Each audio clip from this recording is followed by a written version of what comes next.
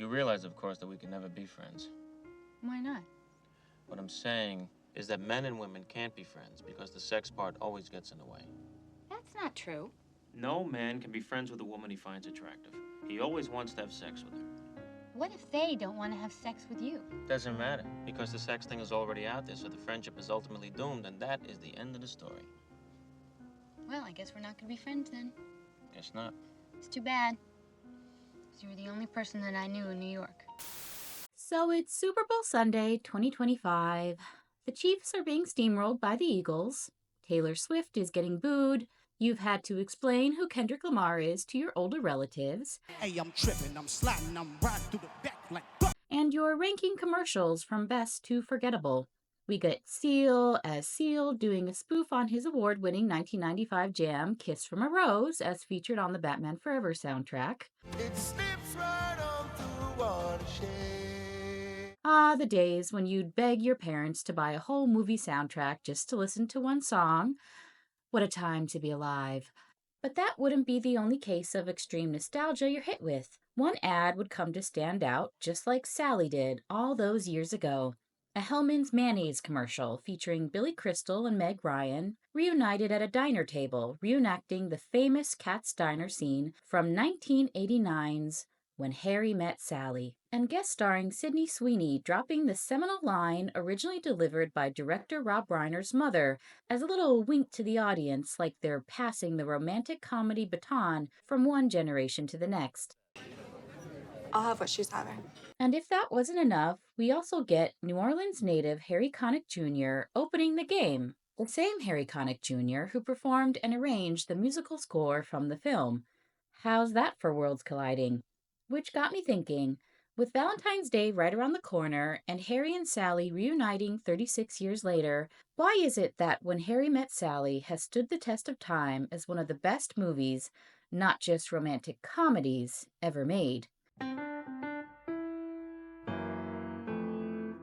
When Harry Met Sally, one of the most beloved films of all time, to simply call it a romantic comedy would be an insult and probably turn a lot of people, particularly men, off to giving it a chance, which is a shame because for a genre predominantly aimed at women, this film has always had a distinctly male energy about it. And I mean that in the best possible way, because why wouldn't it when director Rob Reiner... I want the truth! You can't handle the truth! Yes, that Rob Reiner, who directed such great films like A Few Good Men, Stand By Me, and The Princess Bride, originally pitched it to his would-be collaborator Nora Ephron as a story inspired by his years spent as a post-divorce single man navigating the pre-online dating world. For all our complaining about the way online apps have changed the modern dating landscape, would you want to live in a time where you just had to rely on people you know to set you up and spend countless nights standing around at a bar? You go dancing, you do the white man's overbite. With its witty dialogue, charming chemistry between Billy Crystal and Meg Ryan, and timeless themes about love and friendship, When Harry Met Sally is cemented as a cultural touchstone. It even has a place on the American Film Institute's best quote list for the aforementioned I'll have what she's having.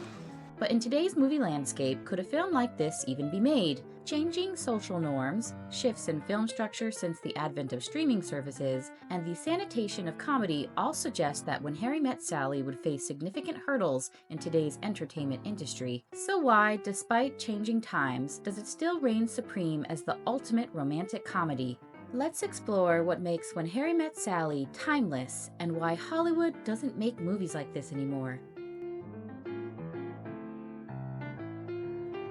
Rob Reiner's direction and Nora Ephron's masterful script created something magical, an exploration of romance that felt natural, honest, lived in, and deeply relatable. The film was made on a modest budget of $16 million and went on to gross nearly $92 million, proving that smart dialogue and genuine chemistry were enough to captivate audiences. However, the film's approach to gender dynamics and its perspective on relationships, while progressive for its time, might be viewed differently by some in today's climate. And by their own admittance, Reiner and Ephron wouldn't be able to get away with how they approached writing some of the more spicy dialogue. No, you did not have great sex with Sheldon. What are you saying, that they fake orgasm? Most women at one time or another have faked it. I said, okay, women fake orgasms. You really didn't believe it. That was the most exciting thing about it. You went thundering into the bullpen where they kept all the poor women who worked at Castle Rock in the unwindowed and assaulted them with this question. And did your Rob thing. These days it would be sexual harassment. That's I'd be arrested for sexual harassment. Probably fired. I'd have to fire myself. Yes, but and you said, do women fake orgasms? They all said yes. Yeah. And that was when I went, oh my God. Well, and then you wrote that great scene. And then there's the casting. If it came out today, they'd probably cast unattainably beautiful actors like Sydney Sweeney and Glenn Powell, as seen in their wacky 2023 film Anyone But You, which, despite their hotness, was an utterly forgettable mess of a film with no real heart, relatability, and filled with awkward gags masquerading as comedy. No offense to the leads. They tried, but you can't fake chemistry like Billy and Meg had. Speaking of, Billy Crystal was not originally intended for the role of Harry. Reiner had considered multiple actors, but Crystal, already a close friend of Reiner's, eventually won the part. Their off-screen friendship played a significant role in shaping Harry's character. Reiner had just gone through a divorce himself and based much of Harry's cynicism and fear of commitment on his own personal experiences. This autobiographical influence helped ground the film's themes in reality, making Harry's character both flawed and deeply human. Meg Ryan was cast after several other actresses were considered, and her rapport with Crystal was instantly apparent. Her ability to balance comedic timing with emotional depth made her the perfect choice for Sallly. Their natural connection added to the believability of their evolving relationship, which was key to the film's success.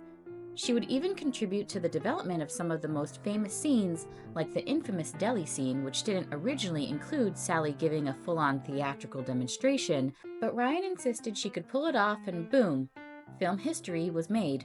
Then there's the overall look and feel of the film.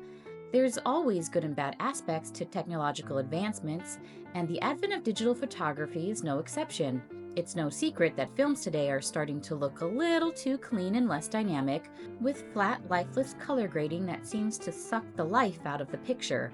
And romantic comedies tailor-made for streaming services are no exception. When Harry Met Sally is the perfect example of how color, style, lighting, and setting can contribute to the emotional weight of a story. I mean, look at these shots. You don't get films that look and feel this beautiful anymore. Of course, New York City plays an essential role in the film, functioning almost as a character itself. Reiner and his cinematographer Barry Sonnenfeld captured the beauty and energy of the city across different seasons, from autumnal strolls to snow-covered streets, thanks to a little set decoration movie magic given that it was shot in the spring.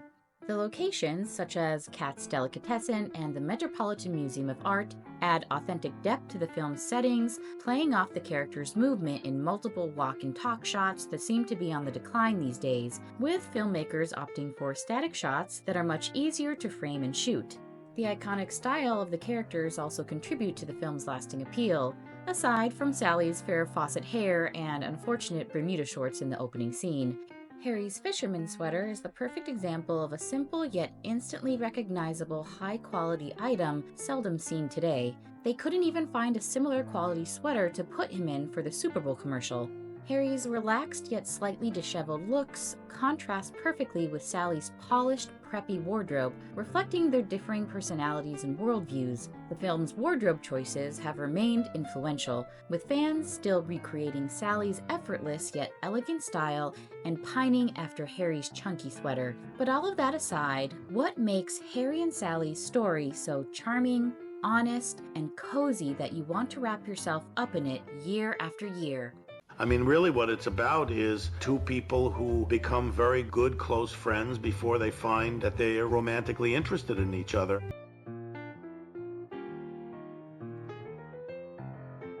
One of the most iconic elements of When Harry Met Sally is its slow burn romance, which unfolds over the course of 12 years. The choice to showcase real-life experiences of different couples, how they met, and the varied paths that led them to love was based on real people's accounts collected by Reiner and Ephron. Despite appearing like real people, they were portrayed by actors. And please, tell me I'm not the only one who thought these were real people, which just goes to show how convincing they were. So it's 1977. Harry and Sally are introduced by Harry's then girlfriend and Sally's then friend for a road trip from Chicago to New York, showcasing two young adults at the start of their post-college careers. What begins as basic banter evolves into debating the nature of dating, sex, and male and female friendships through dialogue that remains extremely relatable and fresh to this day. Seriously, where has this kind of dialogue gone? Why don't you tell me the story of your life? The story of my life isn't even going to get us out of Chicago. I mean, nothing's happened to me yet. Like I'm going to journalism school to become a reporter. So you can write about things that happen to other people. Suppose you live there your whole life and nothing happens, you never meet anybody, you never become anything, and finally you die, one of those New York deaths that nobody notices for 2 weeks until the smell drifts into the hallway. It seems that we either get incredibly censored, watered-down conversations that are afraid to tackle real-world gender dynamics, or crass, over-the-top language designed to shock without saying anything of substance. And then you have the dialogue beautifully crafted by Nora Ephron that treats its characters, and by extension the audience, like adults. An element that has always made it stand out amongst the rest is that this is a very adult story, tackling themes like divorce and even infidelity. I don't think he's ever gonna leave her. No one thinks he's ever going to leave her. It's all a lie. She's in love with somebody else. Marriages don't break up on account of infidelity. It's just a symptom that something else is wrong. Oh, really? Well, that symptom is fucking my wife. From the get-go, Harry isn't some dashing, sweep-you-off-your-feet beefcake, and Sally, while beautiful, is far from perfect with all her type A control-freak uptight hang-ups. In today's vernacular, she would certainly be labeled a Karen. What? Their initial conversation establishes their opposing views on relationships. Harry believes men and women can't just be friends because attraction will always get in the way, while Sally disagrees. Their differing personalities, Harry's cynicism versus Sally's idealism, create natural friction. Harry, with all his dark, crude humor, could be criticized as being reductive or reinforcing sexist stereotypes by today's standards, but that's kind of the point.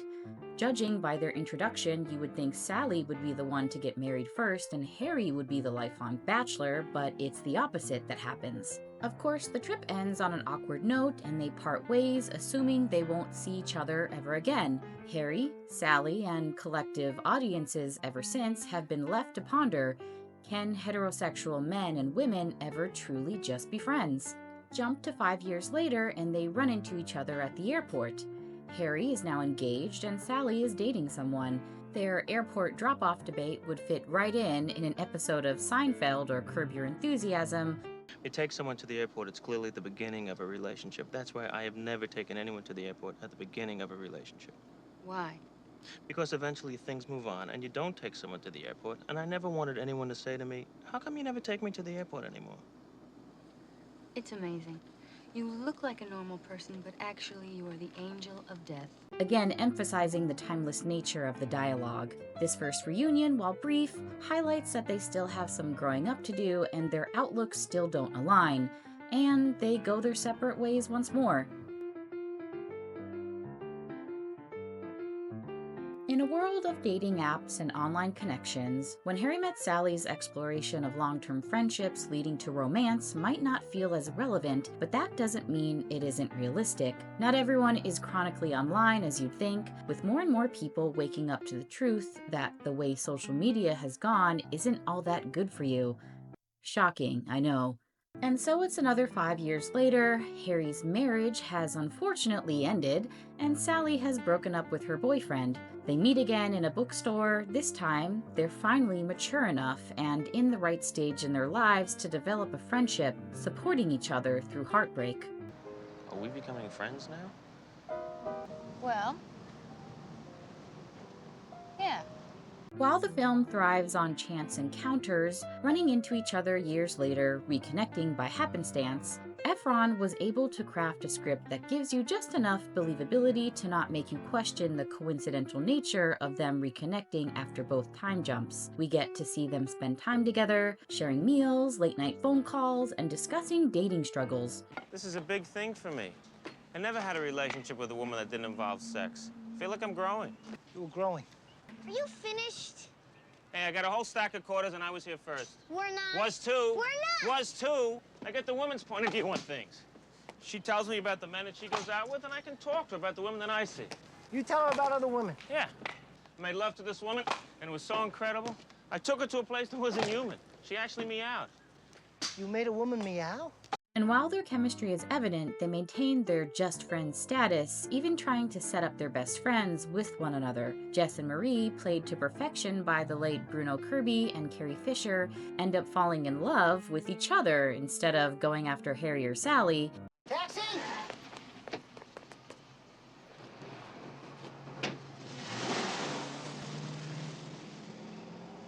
Essentially functioning as a control group for relationships, proving that love doesn't always have to be complicated. Sometimes it just clicks. They demonstrate what happens when people are immediately on the same page, contrasting with Harry and Sally's long, winding journey to love. That's another thing about this film. The best friend characters, while yes, they serve as great comedic relief,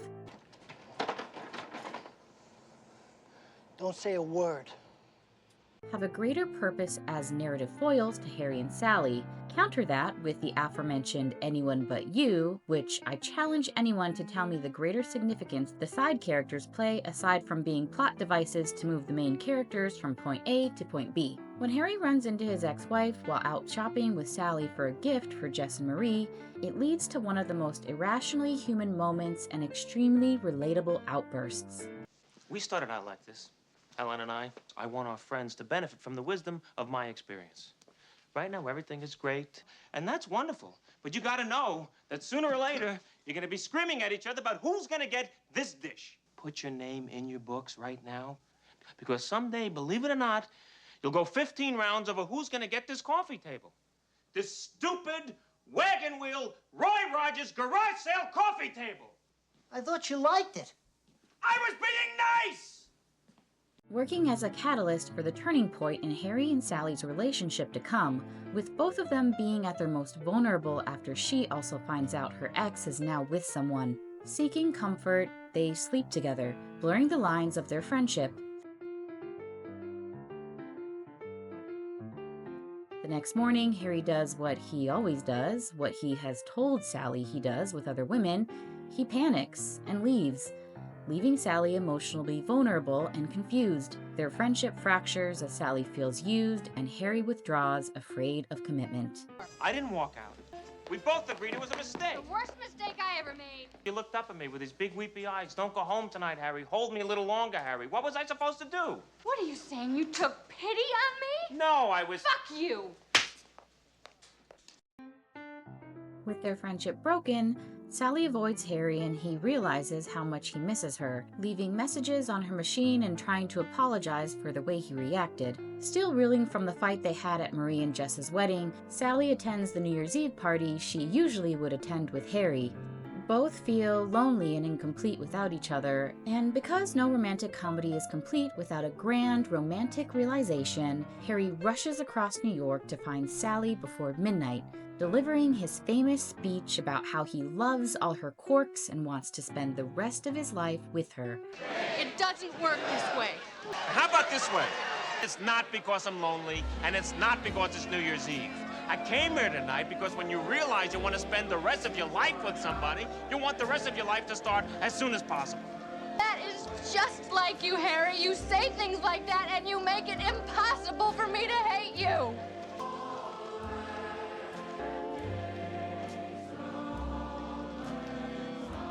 3 months later, we got married. Yeah, it only took 3 months. 12 years and 3 months. And ruining the expectations of women everywhere ever since. Sorry, fellas. And there you have it. Harry starts as a cynical, emotionally guarded man who masks his fear with humor, while Sally is optimistic but rigid in her expectations about love. Over time, they grow together in a way that feels natural but simple. Today, grand romantic gestures in films are often critiqued for promoting unrealistic expectations about love. In an age of heightened awareness of boundaries and personal space, it's possible Harry wouldn't even try to win Sally back out of fear of making him look problematic rather than romantic. Furthermore, modern rom-coms tend to deconstruct or satirize the traditional tropes that When Harry Met Sally helped define, which I get. We don't want films giving off unrealistic standards when it comes to dating and marriage, but what's life without a little aspirational romance? Harry is just a guy running into a party to tell the woman he loves that he wants to spend the rest of his life with her. This isn't The Bachelor where literally nothing is real. Most of the film puts an emphasis on the little moments, like Harry putting on a silly voice, picking out a Christmas tree together, and watching the same film while on the phone.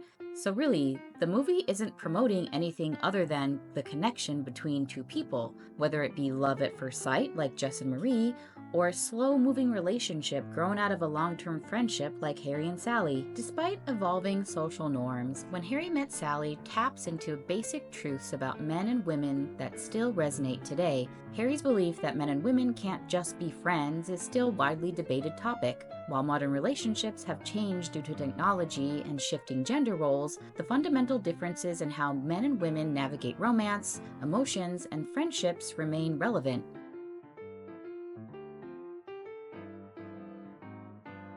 The landscape of romantic movies has changed dramatically since the late 80s. The genre that once thrived has largely been replaced by high-concept blockbusters, superhero franchises, and streaming-era content that favors sterilized storytelling over self-contained narratives. When rom-coms do get made, they are often relegated to streaming platforms with smaller budgets, less promotion, and less quality. Aside from a few indie studios, large entertainment conglomerates are hesitant to greenlight romance films unless they have a major star attached or some modern hook. But sure, you'll have some squeeze through every once in a while, like the To All the Boys franchise and Crazy Rich Asians, but I struggle to think of well-written and relatable entries post-2020. Part of this shift could also be financial. Romantic comedies, which used to be mid-budget studio staples, no longer guarantee strong box office returns. In a streaming-dominated industry that prioritizes fast-paced storytelling, this kind of patient, dialogue-driven film might struggle to find funding today. But since this was basically an indie film, it was able to go untouched by big execs who would have imposed their influence over Reiner's vision. But there's no way you can convince me that the fourth film in a long-running franchise like Bridget Jones doesn't deserve a major theatrical release. Additionally, studios seem to think that modern audiences have different expectations, that we'd prefer films that subvert traditional love stories rather than embrace them wholeheartedly. I just mean that it's no longer 1937, and we absolutely wrote a Snow White that is not going to be saved by the prince. She's not going to be saved by the prince, and she's not going to be dreaming about true love. She's dreaming about becoming the leader she knows she can be. Additionally, technology has changed the way we experience romance. Harry and Sally's accidental reunions and slow-burn friendship might not play out the same way in an era of dating apps, instant messaging, and social media. If they lost touch, a simple text could reconnect them instantly, removing the organic serendipity that makes their love story so special. So why does When Harry Met Sally still feel relevant when newer rom-coms struggle? It all comes down to sincerity. Many modern romantic comedies try too hard to subvert expectations, overplay irony, or inject unnecessary cynicism. When Harry Met Sally embraces romance without apology. It remains the gold standard for romantic comedies because it understands what makes relationships interesting: real conversations, emotional growth, and the passage of time. It doesn't rely on grand gimmicks or artificial conflict. It thrives on authenticity. I saw Harry Met Sally on the plane. If you're on a plane or it's on TV, do you stop and watch it? I'll watch sections of it sometimes if it's on. Okay. I just want to watch the work. Yeah. And the just the honest kind of relationship that Meg and I had on screen and off. I mean, that movie still holds up. It made me. It because still it's made me honest smile. and it's real, and you pull for them. You do pull for them. And that's why we never entertained doing a sequel. You would never do a sequel? No, because you have Don't to... we want to know what they're like today? But you know what they're like today. What are we going to do a sequel? When Harry left Sally? When, you know, we're not going to... I don't know. Like you want to believe in happily ever after. I do. And that's who they are. Could it be made today? Maybe, but it would likely be different. Yet despite the changing landscape of romance, dating, and Hollywood itself, When Harry Met Sally remains a film people return to over and over again. It proves that even if romantic comedies aren't Hollywood's priority anymore, great love stories will always endure. But what do you think? Is it a film you return to as much as I do? Would it work in today's world? Or is it a classic that belongs to a different time? Let me know in the comments down below, and please like and subscribe if you enjoyed this video. I hope you can watch When Harry Met Sally with someone you love someday. And until next time, stay cultured.